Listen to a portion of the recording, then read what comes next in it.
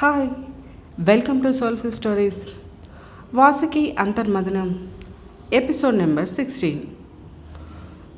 Story లేట్గా ఇస్తున్నందుకు I'm so sorry.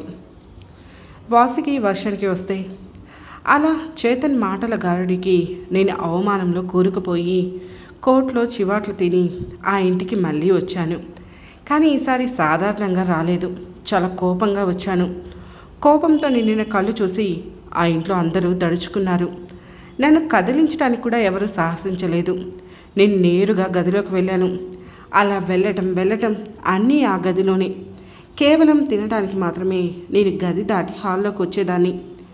ఎండని చూడకుండా రోజులు గడిపేసేదాన్ని.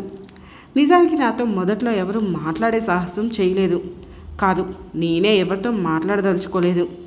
నేను ఆ ఇంటికి వచ్చాక 2 రోజులకు విశ్వ మెసేజెస్ 100కు పైగా ఉంటే తనకి రిప్లై ఇచ్చాను. ఏంటి బంగారం, ఏమైంది, ఎందుకు 2 రోజుల నుంచి మాట్లాడటం లేదు? ఎంత భయపడ్డానో తెలుసా? కోర్టులో ఏం జరిగిందో ఏమిటో అని అన్నాడు. నేను ఆ గది తలుపులు వేసి తనకి ఫోన్ చేశాను. తను కాల్ లిఫ్ట్ చేశాడు. నేను జరిగిందంతా చెప్పి ఏడ్చేశాను. 2 రోజుల నుంచి గూడు కట్టుకుంటున్న బాధనంతటినీ తీర్చుకున్నాను. ఓ మనిషికి బాధ కలిగితే దానికి ఇంట్లో వాళ్ళే కారణమైతే ఆ మనిషి ఆ బాధను తీర్చుకోవడానికి బయట వాళ్ళనే ఎంచుకుంటుంది అనుకోవటం అంటే ఇదే కాబోలు. నేను చెప్పిందంతా ఓపిగ్గా విన్నాడు విశ్వ. కాసేపు మౌనంగా నా రోదన విన్నాడు. నేను కాస్త సర్దుకొని హలో అన్నాను. బంగారం అన్నాడు విశ్వ. అన్నాను. నువ్వు నా దగ్గరికి రా అన్నాడు విశ్వ. ఏంటి విశ్వ అని ఆశ్చర్యపోతూ అన్నాను. నువ్వు ఆ ఇంటి నుంచి ఆ బంధాలను తెంచుకొని నాతో వచ్చాయి అన్నాడు విశ్వ. ఏం మాట్లాడుతున్నావు విశ్వ అని అడిగాను. ఇంకోసారి ఏం మాట్లాడుతున్నావు అంటే చంపుతా. పిచ్చా నీకు? వాడితో మళ్ళీ లైఫ్ షేర్ చేసుకుంటావా? వచ్చేయి నాతో, నేను గుండెల్లో పెట్టుకొని చూసుకుంటాను అన్నాడు విశ్వ. నేను ఏం చెప్తున్నాను, నువ్వేం చెప్తున్నావురా? ఇక్కడ కోర్టు నన్ను ఆదేశించింది. ఈ ఎదవతోనే జీవితం వాడి దగ్గరే ఉండు అని ఆర్డర్స్ ఇచ్చింది అని చెప్పాను. ఏం కోర్టు? అసలు వాళ్ళకి మైండ్ ఉందా? ఒక ఆడపిల్లని ఒక ఎదవ అలా మాట్లాడుతుంటే వాడికి డాక్టర్ టెస్ట్ చేస్తే తెలిసినప్పుడు నీకు హార్మోన్ టెస్ట్ చేయవచ్చు కదా. అయినా నువ్వు చెప్పలేకపోయావా కోర్టులో? వాడిని చూడగానే అన్నీ మర్చిపోయావా? పాపం అనిపించిందా అని నా మీద అరిచాడు విశ్వ. టాపిక్ విశ్వ, ఏంటి నువ్వు నన్ను తిడుతున్నావు అన్నాను. తిట్టకేం చేయాలి నిన్ను? ఎంత నరకం చూసావు, మళ్ళీ ఎలా వెళ్ళావు అని అడిగాడు విశ్వ. నేనేం చేయను విశ్వ అని ఏడుపు గొంతుతో అడిగాను. అలా కాదు, ఆ కోర్టులో జడ్జికి ఆడపిల్ల లేదేమో, అందుకే నీ బాధ తెలియలేదు. వాడి దొంగ మాటలను, వాడి ఏడుపును నమ్మి నీకు శిక్ష వేశాడు అన్నాడు విశ్వ. నాకు ఏం మాట్లాడాలో అర్థం అవ్వక సైలెంట్గా ఉన్నాను. మళ్ళీ పిలిచాడు విశ్వ. అతి కష్టం మీద అన్నాను. నువ్వు నా దగ్గరికి రా, మనం ఎక్కడికైనా దూరంగా వెళ్ళి బతుకుతాం అన్నాడు విశ్వ. నేను అలా రాను విశ్వ అన్నాను. రాకుండా అక్కడే ఆ ఎదవతో సంసారం చేస్తావా అని అడిగాడు విశ్వ. నాకు పోరాడే ఓపిక లేదు విశ్వ అన్నాను. అందుకే పోరాడుకు, ఇక్కడికి వచ్చేయి అన్నాడు విశ్వ. రానని చెప్పానా అన్నాను. మరి ఏం చేస్తావు అని అడిగాడు విశ్వ.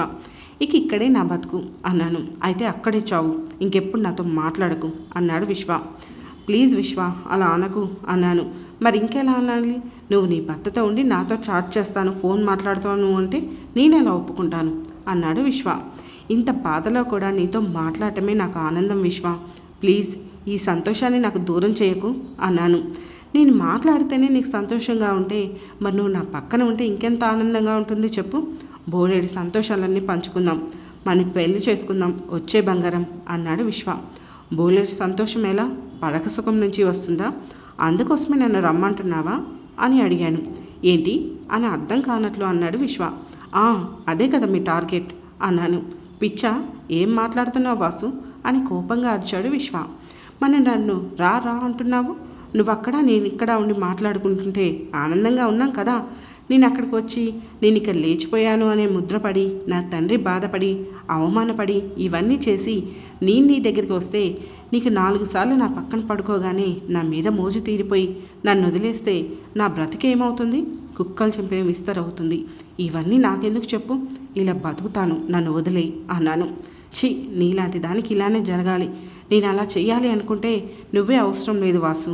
ఇక్కడ నేను పెళ్లి చేసుకోవడానికి బోల్డ్ మంది ఉన్నారు. కానీ నేను నిన్ను ప్రేమించాను, పెళ్లి చేసుకోవాలి అని అనుకున్నాను. నీ గురించి ఆరాటపడుతున్నాను. ఇవన్నీ నీకు నేను దేనికోసం చేస్తున్నట్లు అనిపిస్తుంది? అలా అనటానికి నీకు సిగ్గు లేదు? నువ్వు నాకు వద్దు వాసు. నువ్వు నా ప్రేమని అర్థం చేసుకోలేదు. నీ మీద ప్రేమ ఎందుకు కలిగిందో నాకైతే తెలియదు, కానీ ఈరోజు కోపం మాత్రం నీ వలనే. ఆ ప్రేమని వదులుకునేది నీ వలనే. నీకు ఆ బతికే కరెక్టు. అలానే బ్రతుకు, లేకుంటే చచ్చిపో. ఇంకెప్పుడు నాకు ఫోన్ కానీ మెసేజ్ కానీ చేయకు అని ఫోన్ పెట్టేశాడు విశ్వ. నాకు కోపం వచ్చేసింది. ప్రతి ఒక్కరూ నన్ను బెదిరించే వాళ్ళే. నువ్వు కాదు, నేనే మాట్లాడను అని తన ఫోన్ నెంబర్ నుంచి తన సోషల్ నెట్వర్క్ సైట్స్ వరకు అన్నీ బ్లాక్ చేసేసాను, అన్నీ డిలీట్ చేశాను. అయినా నా కోపం చల్లారలేదు. నిజానికి అది కోపం కాదేమో, తనంటే ఉన్న ఇష్టం. ఇంకెప్పుడు తనని చేరుకోలేను అనే బాధ. నా బతుకు ఏ సంతోషం లేకుండా ఇలా గడిచిపోతుందేమో అనే దిగులు. వాడితో మాట్లాడకుండా ఉండలేక ఎక్కని వాడి బ్రతిలాడి నన్ను నేను దిగజార్చుకుంటానో అనే భయం. ఇన్నీ కలిపి నన్ను అలా తయారు చేశాయి. నేను వచ్చిన నెల రోజులకు అనుకుంటా మా మామగారు గుండెపోటుతో నిద్రలోనే చనిపోయాడు. అప్పుడొచ్చారు అమ్మ నాన్న. చావయ్యే వరకు ఉండి వెళ్ళిపోయారు. నాన్నతో అప్పుడప్పుడు ఫోన్లో మాట్లాడుతున్నా. నాకెందుకో అమ్మతో మాట్లాడాలి అని అనిపించలేదు. ఇక ఇంట్లో చేతన్ అప్పటి నుంచి ఏం బుద్ధి పుట్టిందో నాకు తెలియదు. ప్రేమగా ఉండాలి అని ట్రై చేస్తున్నాడు.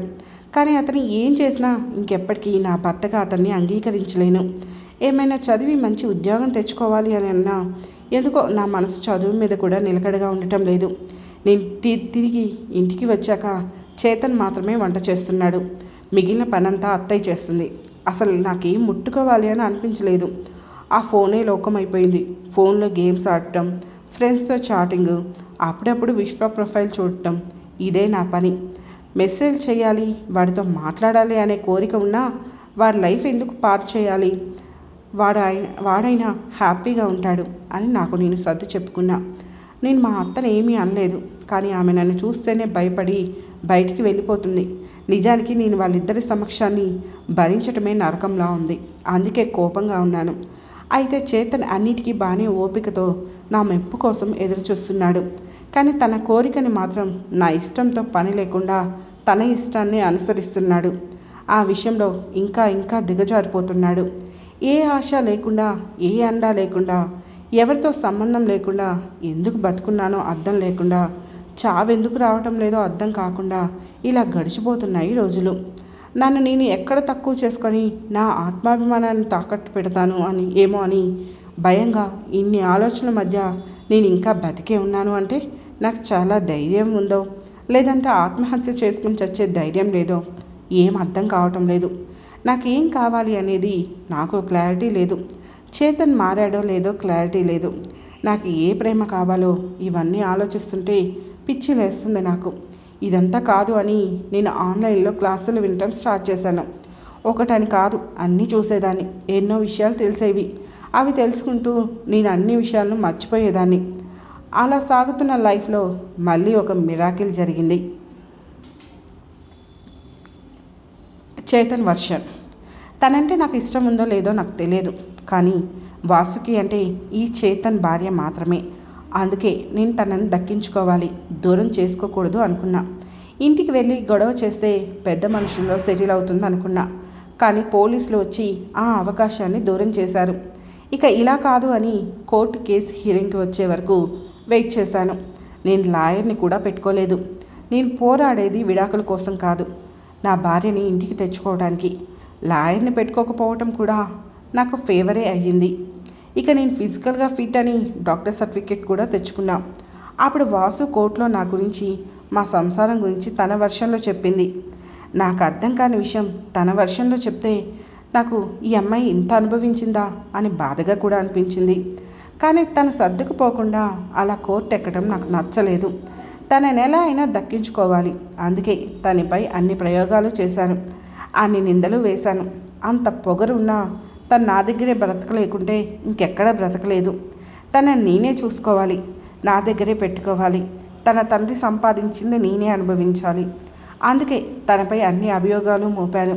తనంటే ప్రాణమని, తను లేకుంటే బ్రతకలేను అని ఏడ్చాను. విడాకులు ఇవ్వటం ఇష్టం లేదు, తను నాతో ఉంటేనే మంచిగా ఉండగలదు అని అందరినీ నమ్మించాను. కోర్టులో విడాకులు రాకుండా కేసు కొట్టేసేలా చేశాను. మొదట తనని సాధించడానికి విడాకులు ఇవ్వకూడదు అనుకున్నా, కానీ తన బాధ తెలిసాక ఇక ముందు లైఫ్లో అయినా తనని బాగా చూసుకోవాలి అనుకున్నాను. కానీ ఏం జరిగిందో తెలియాలి అంటే నెక్స్ట్ ఎపిసోడ్ వరకు వెయిట్ చేయండి. అండ్ ఈ స్టోరీలో మీకు వాసుకి బాధ అర్థమవుతుందా? ఆమె ఏ పరిస్థితిలో ఉందో తెలుస్తుందా? ఇక్కడ నెక్స్ట్ ఏ స్టెప్ తీసుకుంటే బాగుంటుందంటారు? వాసుకి చేతన్తో ఉండాలా, లేదంటే తనని ప్రేమించే విశ్వ దగ్గరికి వెళ్ళాలా, లైఫ్ అంతా అలా చస్తూ బ్రతకాలా? మీకైతే ఏమనిపిస్తుంది? ఆ అమ్మాయి లైఫ్కి ఎలాంటి ఎండ్ ఇస్తే బాగుంటుంది అంటారు? మీ మాటల్లో కామెంట్ రూపంలో చెప్పండి. అలానే స్టోరీ మీకు నచ్చిందని అనుకుంటున్నాను. నచ్చితే లైక్ చేసి షేర్ చేయండి. అండ్ స్టోరీపై మీ అభిప్రాయం మాత్రం చెప్పడం మర్చిపోవద్దు. Thank you so much.